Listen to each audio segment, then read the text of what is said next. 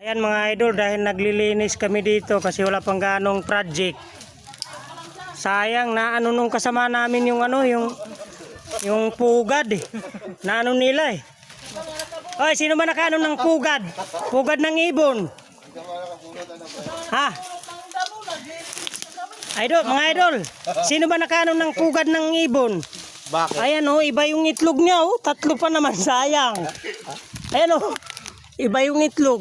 Dito sa akin, inano ni Nutsi, Malapit na yata mapisa yung itlog nito. Comment nga kayo mga idol kung anong klaseng itlog ito. Ayan o. Ihugo, anong klaseng itlog to? Ginugulay ito eh. Kilala mo, alam mo kung anong klaseng itlog? Dapat hindi inano eh. Ewan ko kung anong klaseng itlog eh. Hindi ko rin alam yung pugad na to eh. Mukhang malaki-laki yung ibon. Ikaw yata nakaanong nito eh. Si ano? Laki ng itlog yan.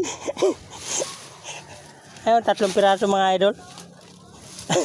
Maraming salamat at magandang araw sa ating lahat. Bye-bye mga idol.